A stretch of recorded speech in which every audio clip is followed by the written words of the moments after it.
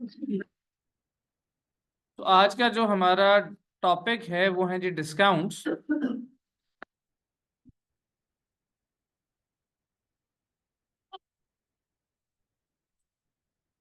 Discount is basically reduction in price. Price में जो reduction है उसको क्या नाम दिया जाएगा? डिस्काउंट का। अच्छा, अब डिस्काउंट्स की अगर बात करें तो डिस्काउंट्स दो तरह के हैं। एक है जी ट्रेड डिस्काउंट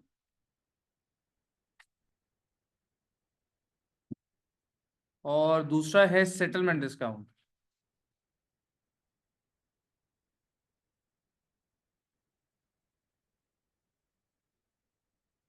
ट्रेड डिस्काउंट हमें मिलता है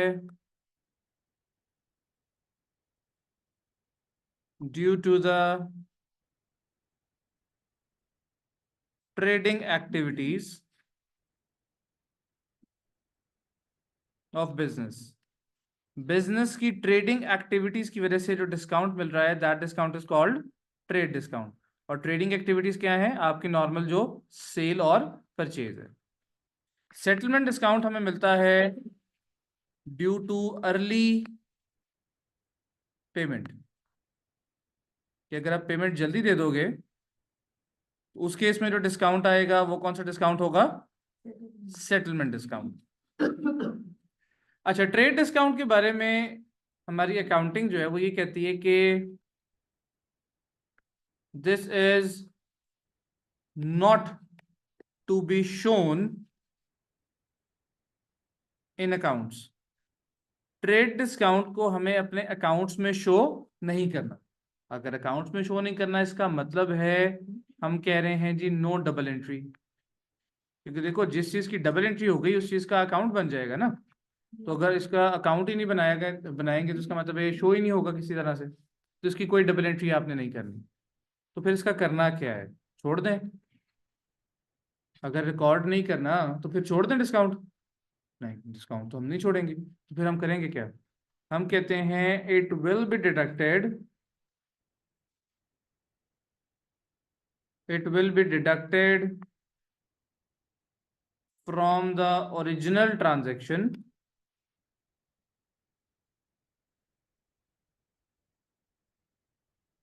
it will be deducted from the original transaction and then the transaction is recorded.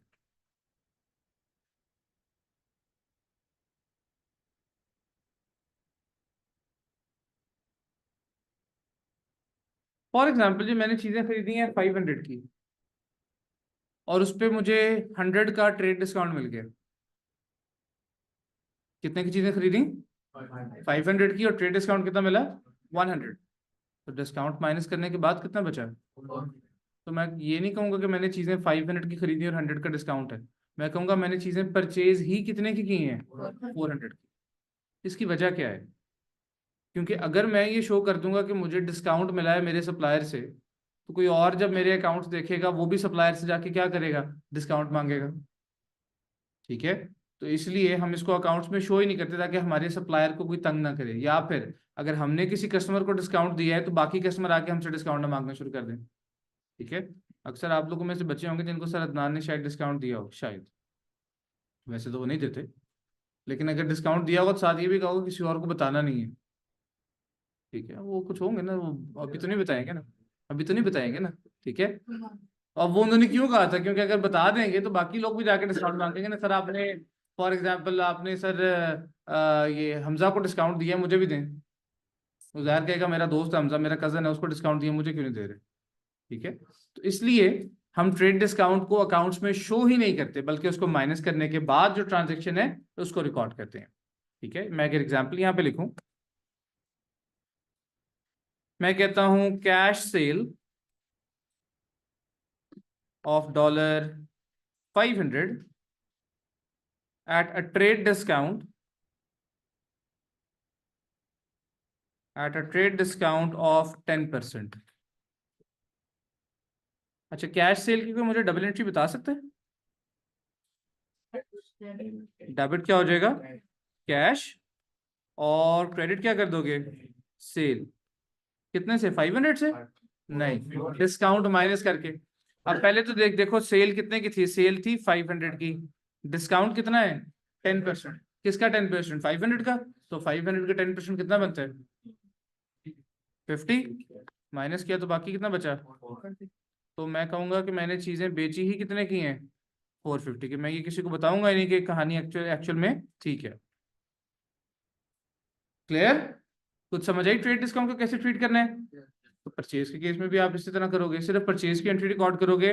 Discount को कहीं भी एंट्री में शो किया हमने, मतलब डेबिट और क्रेडिट कहीं पे भी मैंने डिस्काउंट का अकाउंट कोई बनाया नहीं। क्यों? क्योंकि ये था ट्रेड डिस्काउंट, जिसको हमने कहा कि अकाउंट्स में शो ही नहीं कर। अब सब बात समझ आ रही है? ओके। सो जल्दी से ये नोट कर लें, उसके बाद फिर सेटलमेंट डिस्काउंट के बारे में जरा कुछ बात करते हैं।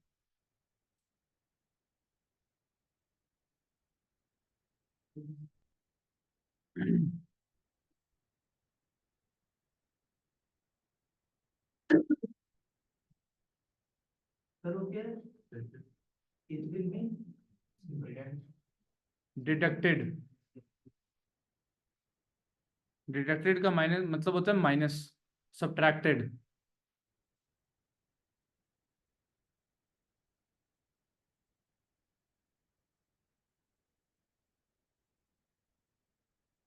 क्लियर है? नोट कर लिया? अब जाते हैं जी सेटलमेंट डिस्काउंट के बारे में। सेटलमेंट डिस्काउंट हमने कहा जी क्यों मिलेगा, पेमेंट जल्दी करने की वजह से। ठीक है। ट्रेड डिस्काउंट के बारे में तो हमने कहा था अकाउंट्स में शो नहीं करना, लेकिन जो सेटलमेंट डिस्काउंट है इसको हमने शो करना है, क्योंकि ये हम अपने कस्टमर को बता रहे हैं कि दूसरे कस्टमर ने जल्दी पे करके डिस्काउंट लिया, आप भी ले लो। ठीक है। या मैंने सप्लायर को जल्दी पे किया तो मुझे डिस्काउंट मिल गया, आप भी पे कर लो। राइट। सो इसके बारे में हम कहते हैं कि it will be shown in the accounts.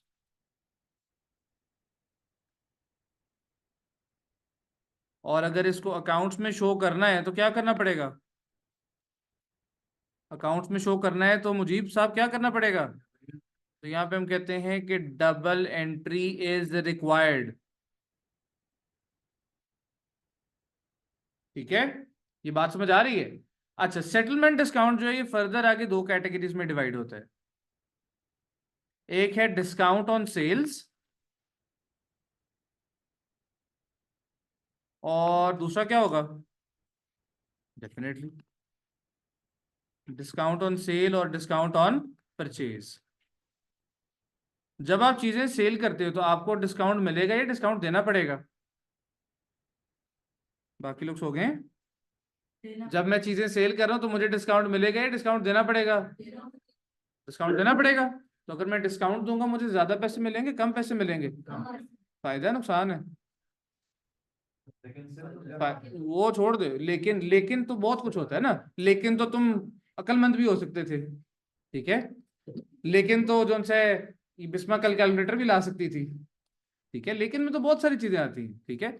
हमने भी सिर्फ ये बात की कि कस्टमर से पैसे मुझे ज्यादा मिलेंगे या कम मिलेंगे। तो अगर पैसे कम मिलेंगे तो वो फायदा है या नुकसान है? इसका मतलब है इनकम या एक्सपेंस। तो discount on sales is your what? Expense. इसी तरह जब मैं चीजें खरीद रहा हूं और मुझे डिस्काउंट मिल जाए, वो क्या है? एक्सपेंस या इनकम? तो discount on sale is your expense and discount on purchase is your income. ये जो एक्सपेंस है, जो हम सेल पे हमें डिस्काउंट देना पड़ रहा है, हमने कहा हमारा एक्सपेंस है, इसको नाम दिया रहता है डिस्काउंट अलाउड का। कौन सा डिस्काउंट जी? Discount allowed. कि मुझे अलाउ करना पड़ रहा है किसी को डिस्काउंट। लेकिन जो परचेज पे डिस्काउंट है ये है हमारा डिस्काउंट रिसीव्ड। ये क्या है जी? Discount received. अच्छा, सेटलमेंट डिस्काउंट है ना। और सेटलमेंट डिस्काउंट में हमने क्या है, जल्दी पैसे देंगे तो हमें डिस्काउंट मिलेगा। तो पैसे दिए नहीं है, देने हैं। तो इसका मतलब है सेटलमेंट डिस्काउंट कैश ट्रांजैक्शन पे होगा, क्रेडिट पे होगा, या दोनों पे होगा? ये सिर्फ क्रेडिट ट्रांजैक्शन पे, क्योंकि कैश ट्रांजैक्शन पे तो आपने साथ ही पैसे दे दिए थे ना, वहां पे तो बाद में पैसे देने की बात ही नहीं आएगी। ये मसला कहाँ पे है? जहां पे चीजें सेल हुई हैं ऑन क्रेडिट। तो इसका मतलब है ये आप सेटलमेंट डिस्काउंट के आगे लिख सकते हो ब्रैकेट में, ओनली ऑन क्रेडिट ट्रांजैक्शन। इसका कैश के साथ कोई भी ताल्लुक नहीं है, लेकिन जो वो ट्रेड डिस्काउंट है वो कैश के साथ भी रिलेटेड है और क्रेडिट वालों के साथ भी। अभी क्लियर? 2-3 जवाब देते हैं, बाकी सो रहे हैं। क्लियर है? आवाज आनी चाहिए। अच्छा, अब मैं डिस्काउंट अलाउड के बारे में जरा बात कर लेता हूँ। डिस्काउंट मैं अलाउ कर रहा हूं किसको? अनस, मैं किसको डिस्काउंट दूंगा? जाग जाना, बातें बाद में कर लेना। उसको भी समझ नहीं आएगी, तुम्हें भी समझ नहीं आएगी। मैं डिस्काउंट किसको दूंगा? कस्टमर को। कस्टमर कौन है मेरा? रिसीवेबल या पेएबल? रिसीवेबल क्या था, एसेट या लायबिलिटी? अब जब मैं डिस्काउंट दे दूंगा तो जो मैंने रिसीव करना है वो ज्यादा हो जाएगा या कम हो जाएगा? तो अगर एसेट आपका कम हो रहा है तो आप उसको डेबिट करोगे या क्रेडिट करोगे? यानी इसकी डबल एंट्री क्या बनेगी? डबल एंट्री बनेगी, आप डेबिट करेंगे डिस्काउंट अलाउड को, क्योंकि ये आपका क्या था? एक्सपेंस। डेबिट क्या करोगे आप? Discount allowed. और यहाँ पे क्रेडिट कर दोगे आप रिसीवेबल को। क्या आपने जो पैसे रिसीव करने थे, जो आपका एसेट था, वो भी क्या हो जाएगा? कम हो जाएगा। सही। ऑन द अदर हैंड, जब मैं डिस्काउंट रिसीव कर रहा हूं तो कौन मुझे डिस्काउंट दे रहा है? कस्टमर या सप्लायर? और सप्लायर मेरे लिए क्या था, रिसीवेबल या पेएबल? मेरा जो पेएबल है, डिस्काउंट जब मिलेगा तो ज्यादा हो जाएगा या कम हो जाएगा?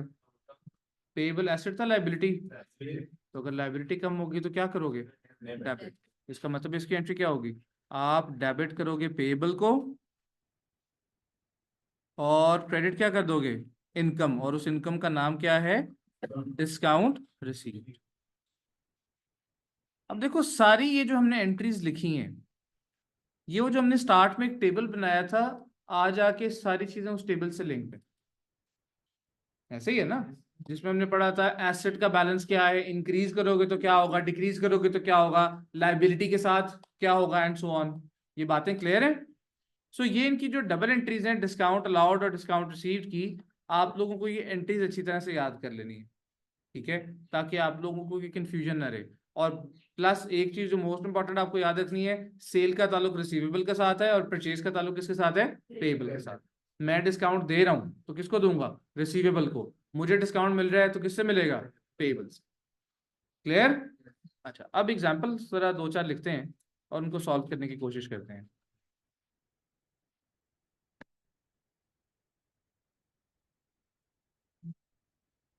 मैंने कहा जी 1 जनवरी 2024 mister Anas sold goods to Mr. Shahnawaz for $85,000 on trade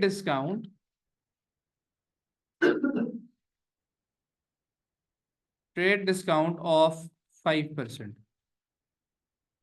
क्या हुआ जी? ये एंट्री बाद में नोट करना, पहले जरा समझ लें इसको। नोट बाद में कीजिएगा, पहले जरा समझ लें। किसने किसको सेल किया? अनस ने सेल किया किसको? शाहनवाज को। हम अनस के पॉइंट ऑफ व्यू से बात करेंगे। यानी हमने क्या की हैं चीजें? सेल या परचेज? कैश पे, क्रेडिट पे? क्रेडिट पे। तो इसका मतलब इसकी एंट्री क्या बनेगी? डेबिट। रिसीवेबल, कौन है रिसीवेबल? शाहनवाज। और क्रेडिट क्या हो जाएगा? सेल। कितने की सेल की है? लेकिन उस पर डिस्काउंट है कितना? अच्छा, पहले तो मैं 85,000 का 5% निकाल लेता हूँ ना। कैसे निकालूंगा? 5/100। ऐसे ही है ना? निकालो जरा कितना आता है। प्लीज कैलकुलेटर्स यूज करें।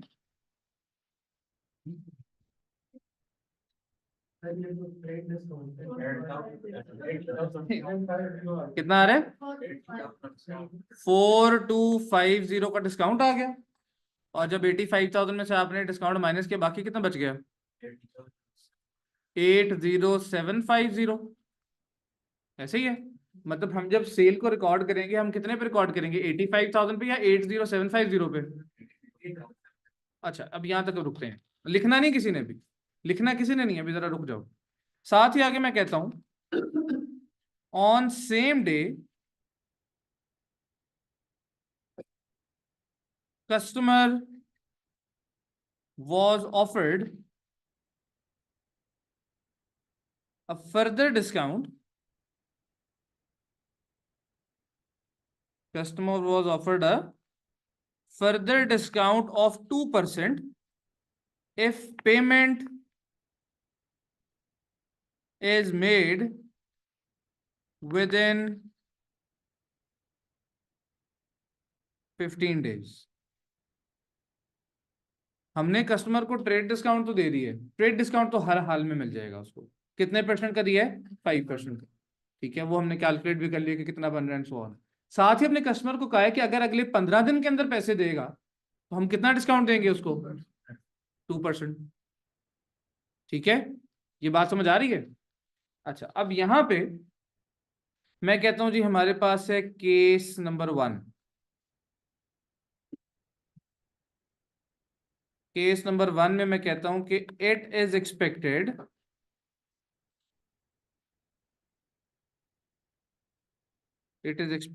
that the customer will pay within 15 days। मुझे एक्सपेक्टेड है कि कस्टमर 15 दिन के अंदर पैसे दे देगा।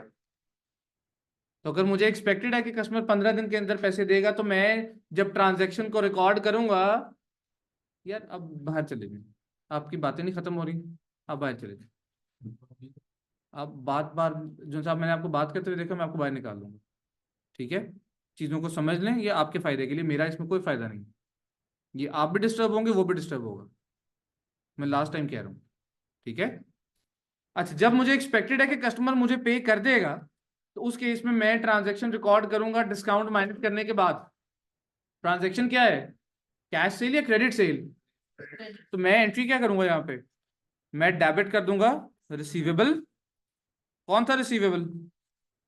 उसका नाम लिखो ब्रैकेट में, और क्रेडिट कर देंगे हम सेल को।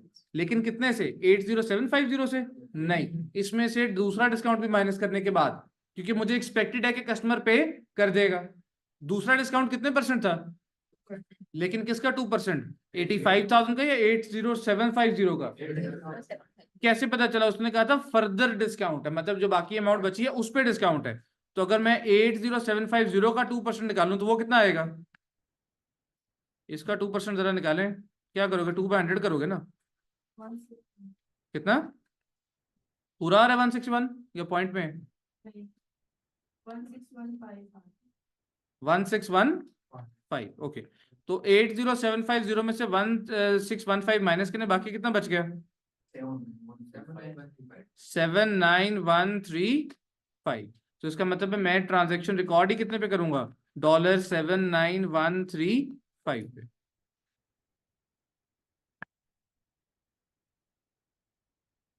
ठीक है, जहां पे मुझे एक्सपेक्टेड है कि कस्टमर पे कर देगा, वहां पे दूसरा डिस्काउंट भी माइनस करने के बाद ही उसको रिकॉर्ड करो। ये क्लियर है बात? अच्छा, सेल्स को ना रेवेन्यू का नाम भी दिया जाता है। सेल्स का दूसरा नाम क्या होता है? याद रखिएगा। ठीक, अच्छा, ये तो था जी केस नंबर 1। इधर मैं कहता हूं जी केस नंबर 2 बनाते हैं हम। मैं कहता हूं कि केस 2 में the customer was not expected to pay within 15 days। मुझे एक्सपेक्टेड नहीं है कि कस्टमर 15 दिन के अंदर पे करेगा, तो फिर दूसरा डिस्काउंट रिकॉर्ड करूं अपने पास? नहीं, फिर मैं ट्रांजैक्शन क्या करूंगा? एंट्री तो वही होगी। एंट्री क्या थी? डेबिट रिसीवेबल और क्रेडिट सेल। ठीक है, रिसीवेबल था शाहनवाज, और कितने पे अब रिकॉर्ड करूंगा? अब मैं रिकॉर्ड करूंगा 80750 पे, क्योंकि मुझे एक्सपेक्टेड ही नहीं है कि कस्टमर मुझे पे करेगा। अच्छा, अगर क्वेश्चन में वो नहीं बताता कि एक्सपेक्टेड है या नहीं है तो फिर क्या करें? फिर हम एज्यूम करेंगे कि एक्सपेक्टेड नहीं है, क्योंकि अगर एक्सपेक्टेड होता तो वो बता देता ना। ठीक है, अच्छा, अब ये तो जी हमने ट्रांजैक्शन रिकॉर्ड कर ली, सेल रिकॉर्ड कर दी है। अच्छा, केस 2 में मैं आगे जाता हूँ। मैं यहाँ पे कहता हूं कि ऑन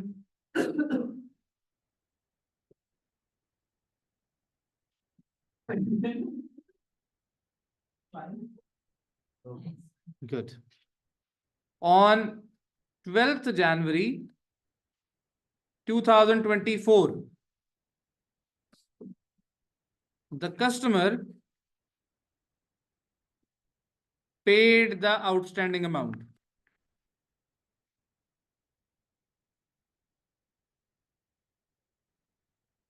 पहले मुझे एक्सपेक्टेड नहीं था कि वो पे करेगा, तो मैंने सेटलमेंट डिस्काउंट को अपने पास रिकॉर्ड नहीं किया था, लेकिन अब कस्टमर ने पे कर दिया है। और कितने दिन के अंदर पे किए? मैंने सेल कब की थी कस्टमर को? फर्स्ट को। और कस्टमर ने कब पैसे दे दिए? विदिन 15 डेज आ गए पैसे मेरे पास। अब क्या मुझे उसको डिस्काउंट देना पड़ेगा? अब देखो यहाँ पे दो ट्रांजेक्शन हो रही हैं। 12 तारीख को दो काम हो रहे हैं। नंबर वन, कस्टमर मुझे पैसे दे रहा है। जब कस्टमर पैसे देता है उसकी एंट्री क्या होती है? डेबिट कैश, और क्रेडिट क्या करते हो आप? रिसीवेबल को। एक तो ये एंट्री होनी है, लेकिन दूसरी एंट्री डिस्काउंट को भी तो मैंने रिकॉर्ड करना है ना, क्योंकि मैंने तो पहले रिकॉर्ड ही नहीं किया हुआ। अब डिस्काउंट को रिकॉर्ड करने के लिए डिस्काउंट अलाउड था या रिसीव था, पहले ये देख लो। सेल थी या परचेज थी? तो सेल पे कौन सा डिस्काउंट था? तो डिस्काउंट अलाउड की एंट्री क्या थी? डेबिट डिस्काउंट अलाउड और क्रेडिट रिसीवेबल।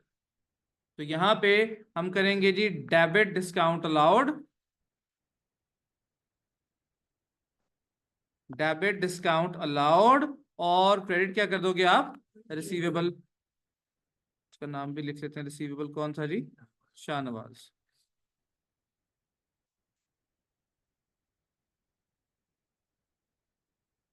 अच्छा, अब मैंने जब इसको शाहनवाज को डिस्काउंट देना है तो कितना डिस्काउंट देना है? वो 2% हमने कैलकुलेट किया हुआ था ना, कितना था? 1615, ये रहा। तो 1615 का डिस्काउंट आ गया। डिस्काउंट के बाद अब वो मुझे पैसे कितने देगा? मैंने पैसे लेने कितने थे? 80750 माइनस 1615 का डिस्काउंट आ गया। अब वो पैसे कितने देगा? 79135। समझ आई बात की? कि जहां पे एक्सपेक्टेड नहीं है और बाद में कस्टमर मुझे टाइम पे कर देता है, तब क्या होगा? तब मैं उसको डिस्काउंट दे दूंगा। अच्छा, लेकिन अगर यहाँ पे ही मैं इसका ये केस 2 का पार्ट ए बनाया था, ये पार्ट बी बना लेते हैं। मैं कहता हूं कि customer paid on 17th of January 2024। Customer ने 17 जनवरी को पे किए। अब विद इन टाइम पे किए या 15 दिन गुजरने के बाद पे किए? तो अगर 15 दिन के बाद पे करेगा तो मैं उसको कुछ डिस्काउंट दूंगा? तो अगर डिस्काउंट नहीं दूंगा तो मैं कितने पैसे लूंगा उससे? 79135 या 80750? वो पैसे मिल रहे हैं, एंट्री क्या हो जाएगी? Debit cash and credit receivable. कौन था रिसीवेबल? शाहनवाज। और अब शाहनवाज साहब से पैसे हमें मिले $80,750। क्लियर? कुछ समझ आई बात की? अब इसको नोट कर लें।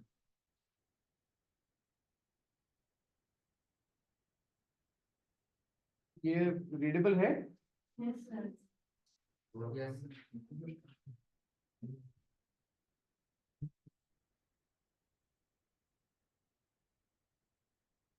चलिए जी सर, आ रहा हूँ, उधर ही आ रहा हूँ।